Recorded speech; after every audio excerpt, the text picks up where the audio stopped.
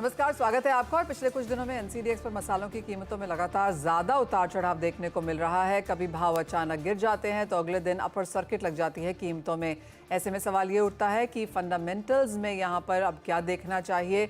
अगर हाजिर में उठापटक है तो फ्यूचर्स यहाँ पर किस तरह से भाव करते हुए नजर आए हैं। और आपको याद दिला दें, सिर्फ फ्यूचर्स ही नहीं, कई बार स्पॉट मार्केट्स में भी स्टॉकिस्ट में जो खरीदारी होती है, बिचवाली होती है, उसका भी असर यहाँ पर प्राइसेस में पड़ता है। और फिलहाल तो बाजार ऑफकोर्स यहाँ पर बुआई के इलाके, आवक, ये सभी फंडामेंटल्स ढूंढ रहे हैं।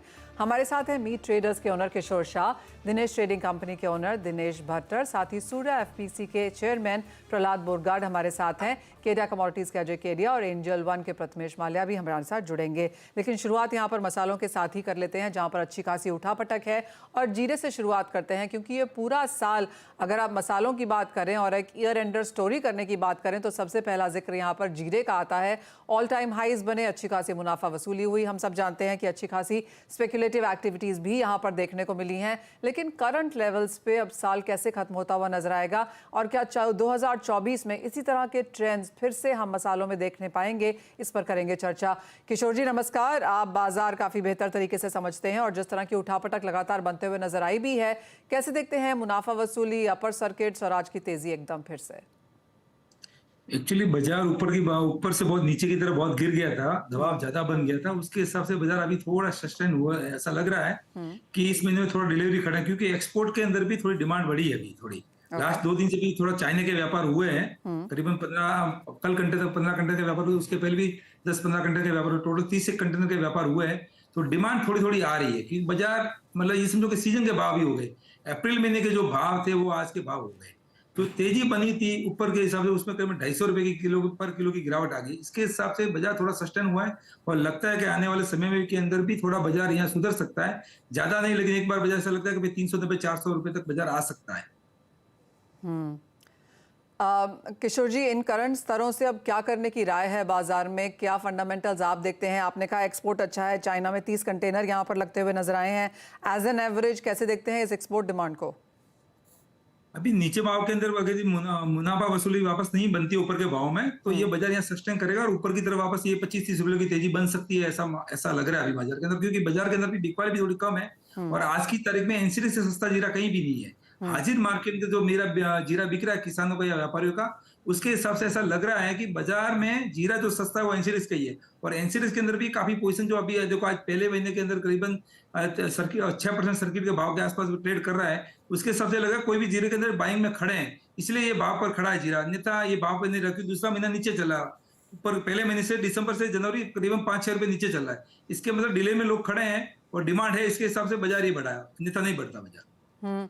दिनेश जी, अगर इस साल की बात करें तो 36-37 हज़ार के स्तर थे, हमने 64 तक के लेवल देखे, उसके बाद फिर 36-37 के लेवल आए। यानी कि साल में बहुत ज़्यादा तेज़ी देखने को मिली, डबल भाव हुए और साल खत्म होते होते तक फिर वहीं के वहीं आ गए।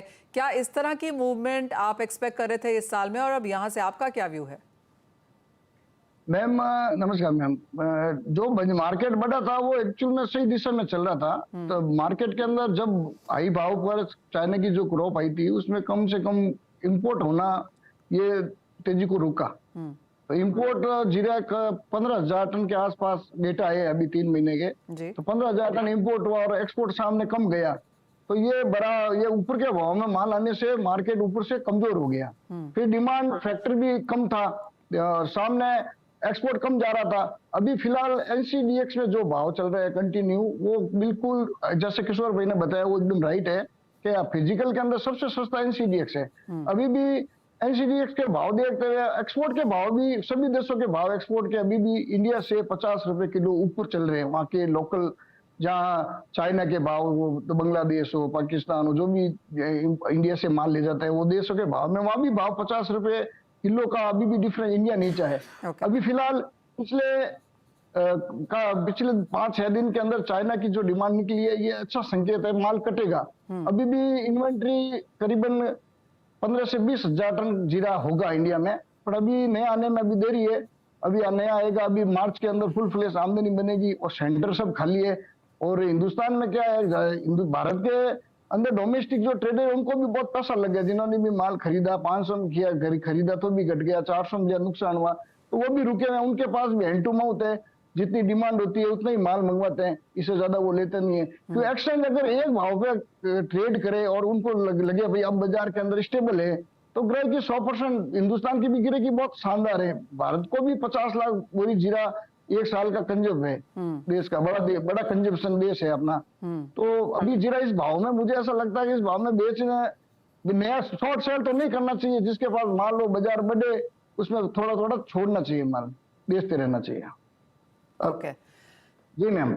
तो यानी कि मांग आगे जाकर अच्छी जाएगी। एक जो चिंता बाजार को दिनेश जी होती है, एक बाजार में दो तरीके के लोग होते हैं, एक खरीदार भी है, बिकवाली वाला भी है। जब जो खरीद रहा है और भाव ऊपर जाए उसे अच्छा लगता है, जो लेके बैठा है और भाव गिरने शुरू हो जाए तो उसे बुरा लगता है, लेकिन जो बेच रहा है उसे अच्छा लगता है। बाजार दोनों लोगों से यहाँ पर बना हुआ है। जिस तरह की उठापटक फिलहाल हम यहाँ पर देख रहे हैं, हाजिर में शायद इतनी तेजी से बाजार गिरते बढ़ते नहीं हैं, लेकिन फ्यूचर्स में जो हम लोअर सर्किट अपर सर्किट बनता हुआ देखते हैं, कैसे हाजिर और फ्यूचर का तालमेल बिठाते हैं आप? नहीं, फ्यूचर मार्केट जो अभी जैसे मार्च का महीना, अप्रैल के महीने जो फ्यूचर खुले वो फसल के भाव है। अभी फिलहाल जो दिसंबर वायदा या जनवरी वायदा है ये डिमांड और सप्लाई का भाव का है। तो अभी फ्यूचर के अंदर जो भाव अगर 32,000 का जो भाव अगर ये मार्च का वायदा और अप्रैल के वायदे में, मैं तो इसमें बाइंग पसंद करूंगा, क्योंकि कैरी स्टॉक बिल्कुल कमजोर रहेगा। और रही बात है पूरी फसल किसान के हाथ में रहेगी, किसानों ने भी 65,000 के भाव देख लिए। तो और जो फ्यूचर वायदा का भाव से कम से 50 से 60 रुपए किलो का मंडी नीचे रहती है। तो मुझे लगता है 25-26 हजार का भाव होना चाहिए अगर फ्यूचर से तुलना करें आज के दिन में। तो 25-26 हजार में किसान जल्दी से बेचने पूरी फसल लाएगा नहीं। और किसान ने माल रोक लिया तो समझ लो ये भी डिमांड का महीना रहेगा। मार्च से लेके मई तक का तो पूरा अपने भारत की डिमांड रहेगी और विदेशों की डिमांड भी रहेगी, क्योंकि दूसरा देश कंट्री सप्लायर में रहेगा नहीं इंडिया के अलावा। तो मुझे ऐसा लगता है 31-32 हजार 30 हजार जो भी भाव मार्च अप्रैल का बनता है, तो भारत के लिए कोई ज्यादा जोखिम का नहीं रहेगा। भले भाव 10 रुपए 20 रुपए भाव मंदा देखने को मिल सकता है, वायदे के अंदर घटाबड़ी चलती है। तो मुझे ऐसा लगता है अभी 25-26 हजार का जीरा किसान जल्दी से अपनी फसल को छोड़ देगा, क्योंकि उसने 65,000 का भाव देख लिया। उसको भी तो उसने किसान ने पिछले साल 30,000 के नीचे तो उसको भाव ही नहीं मिला, और जो बेचते बेचते उसको 55,000 का भाव मिल गया फसल आते आते। तो किसान ने अगर होल्ड किया, सप्लाई नहीं दी, तो बाजार के अंदर बढ़ना वाजिब है और यही होगा। क्यों किसान खुद अपनी फसल को, जैसे व्यापारी तो नुकसान कर सकता है, 60,000 का लिया हुआ किस वो तेजी मंदी से फंस जाता है, तो किसान को तो तेजी मंदी कुछ करनी नहीं है ना, उसको तो अपनी फसल अपने भाव से बेचनी है। तो मुझे ऐसा लगता है फसल को एक सबसे माइनस पॉइंट क्या है, कैरी स्टॉक बहुत कम रहेगा, न के बराबर। तो ये कैरी स्टॉक ही आगे किसान को पैसे दिलवाएगा। चलिए 3 पॉइंट्स पे यहाँ पर बात करते हैं और दिनेश जी और किशोर जी आप दोनों से ही जानना चाहेंगे। दिनेश जी आपसे पहले, अब जब तक माल नहीं आता नया, क्या रेंज रह सकती है? एक बार माल बाजार में आना शुरू होता है तो जीरा कैसे रह सकता है? और ऑफ कोर्स इस साल तो हमने बहुत बड़ी रेंज देख ली है, अब अगले साल की अगर कोई रेंज निकलती हो तो आपको क्या लगता है? मुझे ऐसा देखो, फिलहाल मार्केट में जो समझ में आया वो चीज ये है कि जिसको एक तो मार्केट में 50% की मंदी आ गई, 45 से 50% नुकसान होना सबको हो गया। अब ये भाव आ गया सीजन का, अब किसी के पास समझ लो किसी ने होल्ड किया, नुकसान हो रहा है। तो अभी 2 महीने और पड़े हैं, 2-2.25 महीने और पड़े हैं। उसमें एक चांस ये बनता है कि रमजान की गिराई की है, रमजान रहेगा मार्च में, नई फसल का सप्लाई हो नहीं सकती, क्योंकि 1 से 1.5 महीना पहले सप्लाई देना पड़ता है। और कोई भी देश में अंदर ऐसा भाव नीचा नहीं है, इंडिया का भाव नीचा है, तो वो भी खरीदने वाले को भी कोई बड़ा नुकसान अभी लग नहीं रहा है। तो मेरे को ऐसा लग रहा है कि ये एक्सपोर्ट ये सपोर्ट अच्छा करेगा और एक्सपोर्ट अच्छा आता है। जैसे चाइना ने 30 कंटेनर लिया, किशोर भाई ने बताया जैसे, तो ये कहा चाइना के पास भी जनवरी तक का ही माल है, ऐसा सुनने को जो यहाँ से एक्सपोर्ट करते हैं उनका व्यू है कि भाई चाइना के पास भी लंबा चौड़ा माल नहीं है। तो चाइना भी काफी टाइम से, पहले तो चाइना ने एक्सपोर्ट खुद ने किया, अब चाइना वापस आया, काफी 4 महीने के बाद चाइना आया है। तो मुझे लगता है चाइना ने 30 कंटेनर लिए, जो भी लिए और भी लेके जाएगा। तो ये बहुत मार्केट के अंदर थोड़ा सा सप्लाई को लेकर शॉर्ट दिखने को मिलेगी। तो बड़ा अभी सबसे बड़ा माल भी ऊंझा के ही एरिया में है, और दूसरे ऊंझा के अलावा जैसे गुजरात के सौराष्ट्र है वहाँ माल नहीं है, राजस्थान की कोई बड़ी मंडी में स्टॉक है नहीं, और जो भी माल है वो गुजरात में, और यही NCDX का या जो फॉरवर्ड कंटेनर के जो एजेंट थे उनका माल है। तो ये लगभग हमने जैसे कुछ दिन 20 दिन पहले हमने 20,000 टन जीरा गिना था अगर उस WSP में, तो वो जीरे में अभी इनमें कम से कम 6 से 7,000 टन माल कम हो गया वापस स्टॉक लेने पर। तो ये माल भी खप जाएगा। अभी डिमांड नए आने से पहले कम से कम डिमांड है ना एक्सपोर्ट की 20 से 22,000 टन रही। तो सपोर्ट मिलेगा, बाजार को सपोर्ट मिलेगा जाने में, इसमें अभी कोई रिस्क नहीं है। ठीक है, मनोवर्ती लोगों की क्या नुकसान देखा है तो लोग डरे हुए हैं, इसलिए बाजार में रुके हुए हैं, ले नहीं रहे। तो डोमेस्टिक के अंदर भी कोई भी सेंटर में, डोमेस्टिक का कोई भी सेंटर में माल पर्याप्त मात्रा में बड़ा स्टॉक नहीं है। जो 1,000 कट्टा रख रहा था उसके पास भी 25 कट्टे ही है। तो माल तो आखिर तो लेना पड़ेगा ना, नया आएगा जब की बात है। अभी पहले से नया आएगा सस्ता मिलने से क्या होगा? फिजिकल में तो माल रोज का चाहिए पड़ेगा, ऑफ कोर्स। उसकी पूर्ति के लिए मार्केट को मिलना ही पड़ेगा। एब्सोल्युटली। किशोर जी, आपको क्या लगता है कहाँ जाएंगे भाव आवक के समय में, और अगले साल के लिए कोई रेंज बनती हुई दिखती है? अब अगली साल के लिए तो अभी थोड़ा वेट करना पड़ेगा, क्योंकि जीरा एक सेंसिटिव क्रॉप है जी। और जब तक जीरा हाथ में नहीं आता तब तो उसका अनुमान लगाना गलत है कि जीरा मतलब 400 बिकेगा, 300 बिकेगा, 200 बिकेगा, उसका अनुमान लगाना अभी भी गलत। जीरा एक क्या छोटे बच्चे की तरह है। अपन को आज की दर में 1 करोड़ की क्रॉप दिख रही है, लेकिन आने वाले समय में ये क्रॉप कभी 60-70 भी हो जाए तो जीरा 400 की जगह 800 बिक जाए, उसका अनुमान लगाना गलत। लेकिन एक बात बताना चाहूंगा कि जीरा का इस बार जो तेजी हुआ, तेजी जो 650 पर भाव पहुंचा वो गलत ही भाव था। इसके साथ बाजार इतना टूटा, वरना इतना बाजार नहीं टूटता। पहली बात तो ये। दूसरी बात ये है कि जो अभी जो बाजार ट्रेड कर रहा है, मेरे को लगता है कि 340-50 के नीचे जीरा जाना नहीं चाहिए अभी। जिस तरह से डिमांड अभी थोड़ी खड़ी है, एक्सपोर्ट की डिमांड थोड़ी निकली है, और आने वाले समय के अंदर इंडिया की भी डिमांड निकलेगी, नॉर्थ की वगैरह, तो उसके साथ इससे नीचे जीरा नहीं चाहिए। और हो सकता है 400-425 तक क्रॉस कर सके एक बार जीरा, इसका अनुमान ऐसा मेरे को लग रहा है। इससे ज्यादा मेरे को तेजी लग रही है, क्योंकि इस साल जो शेडिंग हुई है वो शेडिंग लगभग आज की तारीख में अपन को 11 लाख हेक्टर तक पहुंच गई है, और अभी भी थोड़ा 15-20 दिन चलेगी तो 11.5 से 12 हेक्टर तक शेडिंग रहेगी। यानी कि कम से लास्ट ईयर से 1.5 गुनी, 140-150 लगभग शेडिंग हुई तो लगभग 1 करोड़ बोरी आसपास क्रॉप होता है। तो वो ध्यान को देखते हुए क्रॉप आने वाले सीजन के हिसाब से ज्यादा जीरा बढ़ेगा तो नहीं, लेकिन ज्यादा घटेगा भी नहीं, क्योंकि 2 महीने का भी वक्त बाकी है जी। और डिमांड भी थोड़ी खुलेगी। और जीरा जो अभी है, किसी के पास लंबा चौड़ा जीरा बचा नहीं है, किसान हो चाहे व्यापारी हो, सबने बेच दिया है, चाहे नुफा हो नुकसान हो सबने। लेकिन जो एनसीडीएक्स के अंदर भी माल खाली हो गया है, इससे तो ज्यादा मंदी लगती नहीं है, और आने वाले समय थोड़ा ट्रेड अच्छा कर सकता है। और जैसे आपने कहा कि छोटे बच्चे की तरह जीरे ने यहाँ पर इस बार बिहेव करके दिखाया है, थोड़ा सा बिगड़ा हुआ छोटा बच्चा था। आशा यही है कि अगले साल में थोड़ी सी इसमें मैच्योरिटी आ जाएगी, थोड़ा बड़प्पन देखने को मिलेगा। तो ये तो बात हुई जीरे की, लेकिन सूर्या एफपीसी के चेयरमैन प्रहलाद बोरगढ़ हमारे साथ है। प्रहलाद जी नमस्कार। अगर जीरा अपने हाई से 42-43% तक गिरा है, तो हल्दी थोड़ी सी बेहतर परफॉर्म करी है, अपने हाई से 15% तो, लेकिन ये भी फिसली है। आपको क्या लगता है जिस तरह की तेजी आज यहाँ देखने को मिली, क्या वो बरकरार रह पाएगी, और यहाँ पर हल्दी के क्या फंडामेंटल्स हैं? अभी फिलहाल जो हल्दी में जो 15% की जो गिरावट आई है, इसकी वजह ये है कि जो अभी जो पिछले कुछ दिन में 25-26 तारीख को जो महाराष्ट्र में बारिश हुई, उसके असर से जो हल्दी को सपोर्ट हुआ, और ऐसा लगा कि हल्दी का क्रॉप बढ़ेगा, यील्ड ज्यादा आएगी। इसकी वजह से, डर की वजह से भी हल्दी नीचे आई। और दूसरी बात यह है कि इसका असर तो अच्छा हुआ है, लेकिन ये बात जितनी सोची थी उतना होने वाला नहीं है, क्योंकि जो लागत, जो सोइंग क्षेत्र जो घटा है 30%, और सीड के लिए भी कच्ची हल्दी जाने वाली है, इसके वजह से वो पूरा कवर नहीं हो पाएगा, और मार्केट में शॉर्टेज रहेगा। पिछले साल के मुकाबले हम जो पकड़ रहे थे ज्यादा शॉर्टेज आएगा, लेकिन उतना शॉर्टेज अभी नहीं आएगा।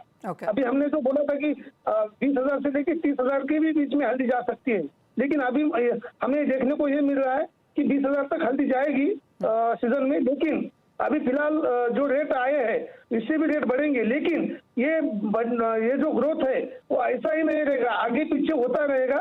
और ज्यादा अच्छी तेजी जो हल्दी में देखने को मिलेगी जब निजामाबाद और सांगली एरिया में जब आवक आती है, 15 जनवरी से लेके फरवरी में, तब वो आवक कम आने वाली है इस साल। और वो जब एक्सेप्ट होगा खरीदारों को, तभी हल्दी के रेट में तेजी ज्यादा बढ़ेगी और 18-20 हजार तक हल्दी जाएगी। ऐसा फिलहाल जो है ग्राउंड लेवल सिचुएशन है। और हल्दी का ये बारिश के वजह से जो क्लाइमेट है, इसके असर से हल्दी में कुछ रोगों का भी असर हुआ है, जिसका भी असर यील्ड पे होगा, और उसके वजह से शॉर्टेज जो है जितना पहले सोचा था उतना तो नहीं, लेकिन शॉर्टेज रहेगा। 20-25% हल्दी पिछले साल के मुकाबले पक्का कम आएगी और इसका असर रेट पे हमें देखने को मिलेगा। यानी अगर इस साल की बात करें तो 7,000 से 16,000 तक की रेंज हल्दी में देखने को मिली है, लेकिन 18-20 हज़ार तक किस तरह आगे जाके देखने को मिल सकते हैं। 20 से 25% हल्दी इस बार कम आने की उम्मीद है। प्रहलाद जी, बहुत शुक्रिया साथ जुड़ने के लिए, और आपका भी दिनेश जी, किशोर जी, वो पूरे मसालों पर चर्चा करने के लिए एक ब्रेक के लिए रुकेंगे। जब लौटेंगे तो जानेंगे अपने एक्सपर्ट से उनकी trading strategies.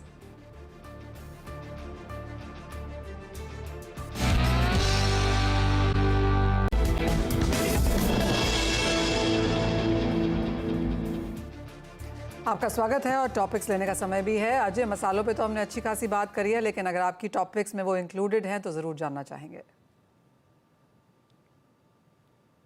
Very good evening Manisha ji. Definitely अगर पूरे मसाले पैक की बात करें तो आज पूरी रंगत हम देख रहे हैं कि मसाले पैक की चेंज हो चुकी है। जहां पे हम कल तक गिरावट देख रहे थे, आज जीरा, धनिया, हल्दी तीनों में ही हमने तेजी देखी। सबसे पहले अगर हम जीरे की बात करें तो अभी तक जो डिस्कशन समझ में आया है वहां पे फंडामेंटल अपनी जगह पे है, बट मुझे लगता है कि क्रॉप डिले जरूर रहेगी और डिमांड कंटिन्यू मेंटेन रहेगी। ओवरसोल्ड जोन में करंट लेवल से लेके चलिए 38,500 पे 37,500 का स्टॉप लॉस रखिए। 40,000 का लेवल अगले हफ्ते मंगलवार तक मिल जाना चाहिए। वहीं अगर हल्दी की बात करें तो हल्दी में भी हमने देखा कि एरिया अंडर कल्टीवेशन में भी ड्रॉप है, यील्ड में भी ड्रॉप है, जो प्राइसेस को सपोर्ट करेगा। तो आज भी ऑलरेडी सर्किट लगा हुआ है, ये पूरा कंटिन्यू चलेगा। 15,150 पे अप्रैल वायदे को लेके चलना है। 14,850 का स्टॉप लॉस रखिए। 15,850 का टारगेट हम हल्दी में भी देख पाएंगे। लास्ट अगर हम धनिया की बात करें तो धनिया जनवरी वायदा इस वक्त अगर हम देखते हैं तो 7,650 पे है। यहाँ पे एरिया 50% से ज्यादा की कमी आई है। स्टैग्नेंस थोड़ा मार्केट में रिंग बाउंड था, बट अब मुझे लगता है यहाँ से अच्छी तेजी बन सकती है। 7650 पे बाय कीजिए, 7520 का स्टॉप लॉस रखिए। 7900 का लेवल मंगलवार तक मिल जाना चाहिए। ऑलराइट, मंगलवार तक के लिए ये सारी मंगल हो आपका। इस तरह की ट्रेड्स यहाँ पर अजय आपको फिलहाल देते हुए। प्रथमेश, आप कैसे देखते हैं नॉन एग्रो स्पेस पे? और आपके लिए तो डिफिकल्ट दिन है, यूएस फेड की मीटिंग है आज, उससे पहले कुछ करने की राय देंगे? इवेंट आई थिंक एक्सपेक्टेड है, पॉसिबली इंटरेस्ट रेट्स पे पॉज होने की उम्मीद है, but apart from the event मेरे ख्याल से यहाँ पे मैं गोल्ड सिल्वर यहाँ पे प्ले नहीं करूंगा यहाँ पे। और क्रूड और नेचुरल गैस में काफी अच्छी वोलेटिलिटी है, यहाँ पे उस काउंटर में प्ले करने की सलाह रहेगी। नेचुरल गैस में काफी अच्छी गिरावट हुई है, गिरावट कंटिन्यू देखने को मिल सकती है। 194 पे इस काउंटर में बेचना चाहिए, 199 का स्टॉप लगाना चाहिए और टारगेट नीचे में 184 के रखनी चाहिए। सिमिलरली क्रूड में भी बिकवाली की सलाह रहेगी। 5760 पर दिसंबर वायदा बेचने की सलाह रहेगी। 5840 का स्टॉप रहेगा, नीचे में टारगेट 5610 के लिए रहेगी। और मेटल्स में कोई टॉपिक लेना चाहेंगे?